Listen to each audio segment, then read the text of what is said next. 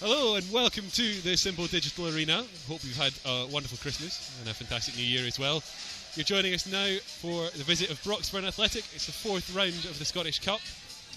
And gosh, what a visit it is. The lowest tier side remaining in the competition, getting involved with us today. Joining me in the commentary box, my name's Gordon McColm. This is Jack Curry. And as we say, I'm sure you can pick up on the cameras, the Broxburn fans are in great voice today, filling out their allocation if you've not already seen on social media. 1,600 of them making the trip from West Lothian across to Paisley today. The magic of the Cup is something that's trotted out all the time, but it's hard not to get a little bit emotional seeing the kind of scenes that we're seeing today. Yeah, no, definitely. When you see a side from the lower leagues like Broxburn the first time they're competing in the competition, and it's a real special occasion there, not only for the fans but for the town, as you said. But seeing them come out in numbers and really impressive and filling that stand behind the goal. And Ryan Flynn back again at right back, still no change at that position as he rampages forward already. How important do you think it is that we've got someone like Flynn who can step in and cover right back when needed? Foley, high long ball. Dermot is beating his man for pace, collects it as well, pulls back and looks for options, and Waters again high up the pitch, able to stand his man up, have a think about it. Instead lay it off to Sam Foley, hoists it high, look for John Obika. What a save! Fantastic header from John Obika. Doesn't matter, not that Connor Walsh will care for a fantastic save like that, but it wouldn't have mattered if it had gone in. Free kick given against Obika for the way in which he managed to get this vase to win the ball. But gosh, that was a good opportunity, that. Down this left hand side, Cammy McPherson, a big sliding tackle to win the ball back, keeps it in play as well. Fantastically done by the centre mid, who's come to the team and really displays Stephen McGinn doing it as well. The referee decides enough is enough for the first half. I guess not quite the result we were hoping for at this stage. Still 0-0 between St Mirren and Broxburn. It's been a good defensive performance from Broxburn without offering as much as they'd like up front. And the same for St Mirren. It's been a good performance, easily marshalled Broxburn, but not quite contributing up front as much as they would have liked, I'm sure. Flynn's cross there, just easily marshalled, no one quite in the location that he was aiming at. As Moraes tries to look for space, a little bit of 1-2 with Obika. And Callum Waters has a go. Deflects horribly and in! Oh, that's an unlucky and unfortunate goal for Broxburn. All those in black and white don't seem to care one jot, and who can blame them? St Mirren finally get their breakthrough.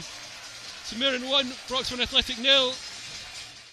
Stadium announcer giving that one to John Obika as he feeds Waters here. Let's have another look. Shot driven. I think John Grant, in trying to clear it, clears it only into Obika's knees.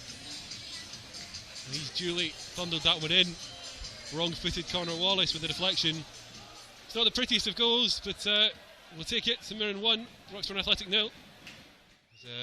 Sam Foley, I believe that gets bundled up the floor, gets his hands on it and he starts playing Moraes. Oh, rampaging Ryan Flynn on the right hand side, goes himself instead.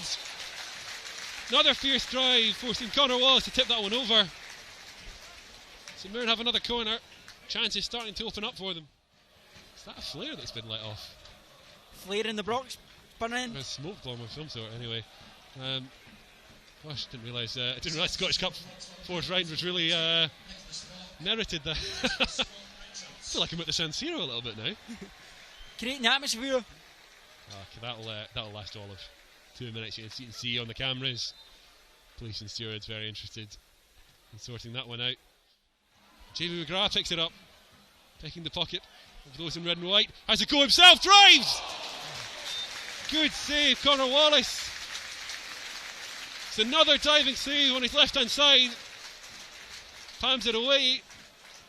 A good sign from the wee boy from County Meath. Sees Flynn making a run on the right hand side. Stands his man up. John Obika, a nice little back heel for Flynn to pull across. Falls back to Obika. Good save. Connor Wallace forced to punch again. And Broxburn can get it clear. Jim Goodwin controlling that as the ball's cleared. St Mirren have a throw, but there is someone down looking in real trouble. So we see the highlight again. Obika, Connor Wallace just throwing his arms at it, and again from the rebound too, Don't know who that is that put Danny the body Mullen, on the I line. think. Danny Mullen, he looks in some discomfort. He has been excellent for Maple, winning all the headers today. You know, really, really strong, Danny composed Mullen on the able ball. to make a little bit of space, dribbling and forcing a good shot in! Connor Wallace gets a hand to it, but Danny Mullen got far too much on that. Strike from the just outside the box. Puts it up. St Mirren up 2-0. Oh, Oh, Sam Foley with a bullet header back to Finwop. He's managed to find though. The clearance goes long to Jamie McGrath. Good touch on. It's Danny Mullen with a head down. Looking for a third. And it's diverted in! John Obika!